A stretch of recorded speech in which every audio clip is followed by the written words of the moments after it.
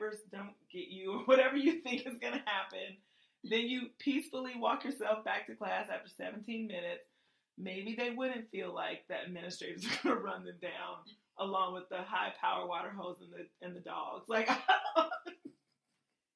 oh my God. Miss Ned, if they try. It's on and popping. I was already like, what ready. you gonna do? And my mother already knows. Like, his mom was like, whatever you gonna do. Like, the parents are in full support. So I'm like, that's all y'all need. Do what you gonna do.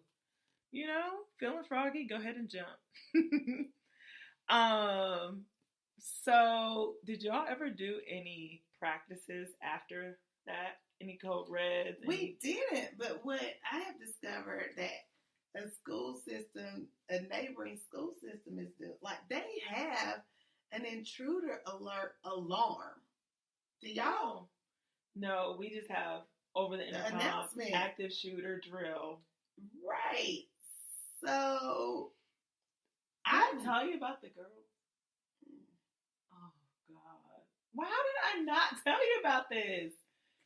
So tell me about that. So my school district did code red drills the week immediately following this whatever. Mm-hmm. So I mean, I think it was like making us have conversations with the students, making sure they know, keep the door, like you said, keep the doors locked for the teachers, and make sure, you know, turn the lights off. So I get 2 girls and a boy who were skippers. So, you know, the protocol is if they're wandering in the halls, they just go to the closest class. Well, guess whose class is the closest all the time? Because I'm near the, I'm at the end of the hall. You. So I get those coming in. The boy was fine. He just went back to the corner and just sat there. Fine. My kids were fine because I was like, listen, you guys know what happened in Florida. We're not about to play when it comes to this stuff. If you're ever with me, this is what we need to do for real. Like, yeah, I love you. It's going to be fine. We'll work it out. Then here come these 2 little girls. Talking. Why am I already laughing? They talking loud to each other. First of all, the class is silent, along with the other skipper boy. They're like, "Well, give me this." Like they're so loud. So I walk over, and Amy's in there with me because she was doing art. So you know we have bio art class. So oh yeah. So we're both looking at these girls like trying to motion like quiet. So I had to walk over, and I'm like, ladies, hi, you're a guest in here. Can you please be quiet? And they're like, this ain't no real drill. And I'm just like, yes. But in light of the timing, we want to make sure that we are aware of what we're supposed to do. Okay? So if you're ever out skipping again, whoever's class you dip into, you're going to need to be able to follow the whatever rules there are. So then I hear it. That's why I hate this school. Oh my God. And I'm just like, we're doing a drill. Come on, girls. Come on. Well, you really could just be in the hall and you'd be the first one shot up. Like, you don't have to be in my room. You can be out there. And the phone is like lighting up these bright flares. I guess the teens have this bright light that flashes. Yes. It's dark. The whole room is dark, so you see that. And I'm like, hi. Megan. Knock, knock. Hello. Is there a way we can turn this flash off? I don't know how to turn this off. I said, well, how about we wrap it up in your coat and put it in your purse? Perfect. Ugh. And I hate this school. Like, they were just disgusting. So disgusting. All we're trying to do is get this. All I'm trying to do is maybe save your life in case of emergency. Like, that's all we're trying to do. That's all. Nothing more, nothing less. But I told this story, and one of the teachers was like, well, maybe we should just let all those skippers run through the hallway as distractions. See? I was like, ooh. But, like, if you're going to act like that and you don't want to be safe, I'm supposed to be going home anyway. They're out trying to hold me hostage in here. I'm like, girl. Oh, my sis, God. Sis. See why I don't like sis? Sis. Let's not. which takes me to the time when we had a tornado touchdown outside of our school. Mm-hmm. And I'm like, hey kids, I'm doing lunch duty. Hey kids, I don't know if you've noticed, but right outside, this is a really bad thing happening. Let's move away from the window. I'm eating my wings. They didn't want to move. This was a real life tornado. Yeah. I said, well, so, I teach science, and there's a possibility of this glass flying in and cutting your head off. You went into all this explanation. I have to explain all this to save you. I'm not done with my lunch. I'm saying, okay, well, when you're done, go ahead and, if you want to throw your tray away, you can do that too. But I'll be over here on the inner parts of the cafeteria away from the flying glass. And they were like, they didn't get up? Girl, no. Girl. So they don't want to be saved. They don't. Don't save them. They don't want to be saved. Don't save them. Literally, they were just like, mm-mm. Mm-mm. And I really think it's a culture of desensitization that they have. Like, they don't think anything can happen to them. They don't. They just don't. And that's a culture that is way worse than mental illness. Because mental illness, that's a reason. But you indifferent to violence, danger, just everything. You're not aware of what can possibly happen to you. It's not one thing to be scared of everything, but like you kind of need to know if there's a tornado or trust. Maybe they don't trust what we're telling them. I don't even think it's that. And the Wangs was just better than anything. I think it's just a situation where they want to do what they want to do. And it doesn't matter who you are, if you're trying to save my life or what. At this moment, I'm doing what I want to do. It's just an authority thing, if you ask me. Yeah. If I'm really going back down to the bottom, like the whole conversation, they couldn't even get past not wanting to do what somebody told them to do long enough to hide a phone that might alert someone to where you are in a dark room. Yeah. Like, that's ridiculous. But then, okay, in that situation, they were breaking the school rules anyway. By skipping. Right. So I'm like, all right, we know who you are. We know your that character. This is your deal. You probably got, because the administrator probably scooped him up and was like, and it wasn't administrator, it was like, Ned, here you go. So that's how that happened. But I'm just like, just the regular mojo, eating your lunch. Like, I really expected for them to be able to understand the urgency and then react. But they were just not. They was very, and I can tell you, the majority of the cafeteria did move. So I can't focus on those. You can't focus on them, but for the purpose of this discussion, that is very interesting.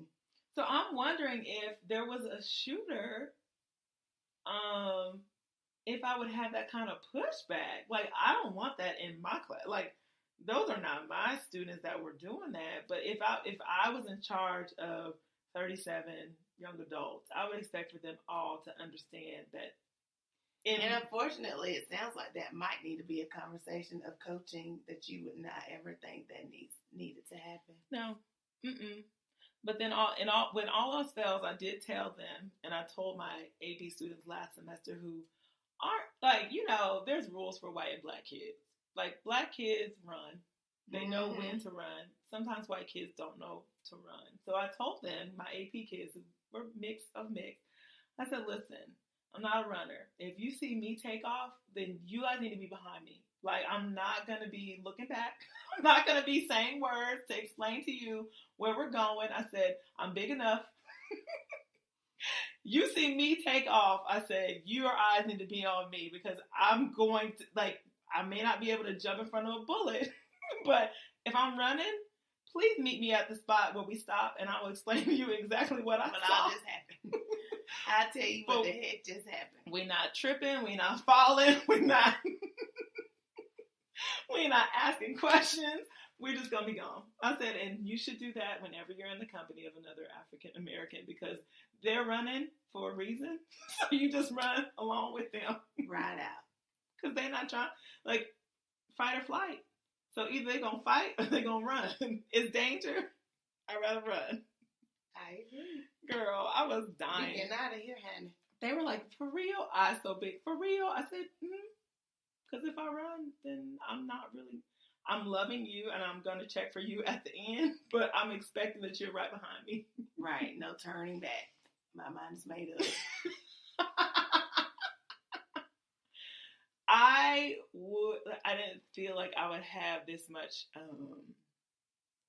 don't know, there was an extra feeling involved with it, and it happened every time we do these drills, and like they emphasize the responsibility of a teacher over this many kids. Like, I get overwhelmed. I feel like, I'm scared. I get nervous. I feel like, oh my God, panicked. There's so many things that go into it. And I just could imagine if the kids were younger, how much more that would be. Because the high school kids, like I said, if you see me take off, please, you are able. Our kids actually do an amazing job. Do they? Like, you don't. When I go and walk up and down the halls during the drill, I can't find them. They're so silent. Oh, it's so good. I cannot see them at all. And so it was really encouraging and impressive because, you know, this is my first time in the elementary setting. So when we did it, I was like, wow, I really can't find them. I really can't see them. Oh, I love that. Some of the teachers it makes me feel good about my own kid because, you know, when you're responsible for like I said, this is my largest class is 37. If I'm responsible for 37 big old kids, I'm really hoping and praying. I think we talked about this, that the teacher who is in charge of my own kids has it under control. Like, I will ride for my students, because I'm like, if I don't feel like my own children are safe, I can't take care of yours. I'm gonna be in my car driving to get my own kids. I'm not gonna stay here. Honest, like, so I'm glad to hear that you said that. I hope that translates to my own kids, like that they're quiet, that they're safe, that the teachers are invested in them. Mm-hmm. What about all these copycat issues? In my area, there was one today, or there's one today. No, there was one last like a call week. in or a like where somebody firecracker? put some threatening words on Facebook or Snapchat or Instagram. You remember that happened with me at my old school last year? Something. Where the little guy was talking crazy and had guns too, and had made videos of himself. Yes, you told me about that. So there has been another kid arrested at another local middle school, and then today a local high school had threats. Last week, the high school around the corner from where my kids go to school had threats. What? I don't really. So y'all are doing. We don't have that. There was one at our other neighbor. So we have one to one side, and there's another neighbor school that something like that happened. And then there was the teacher in Dalton who made a bunker with guns inside of the school. I still don't understand that story. He was a history teacher. And I don't know if he was like, you know, history teachers can get kind of caught up. They get caught up in the militant, you know, part of it all. And yeah, that's true. You know, maybe he took it too far. I don't even know. Probably need to read up on it or not. Like, I don't even want to be bombarded with a bunch of stuff like that. As long as no one was hurt, and you know, like I said, no one was hurt. But that was the things but I know a friend of mine who had, a student was on Instagram. This was the end of last year. This was up in Cherokee County. He was on Instagram and had like a list of all the teachers he was going to shoot. He was special needs. And then they had to they had to cancel school the next day. They had to go. He got arrested. Like, it was just a bunch of stuff. But like, one of the teachers, was one of my friend's friends. She was like, they were in the science department, and he had had her name on the list, and I was like, I would be so shook. Like, this is seriously not. And that brings me to, you know, I always start listening to things through my admin ears and my former teacher ears, and I try to combine both of them. Why, as a teacher, would you come for the ones that you can tell something ain't right about? Right. Like, I try to give all the love that I could. And it wasn't necessarily like the one, there were kids that it's just like, oh, Lord, something ain't right about them.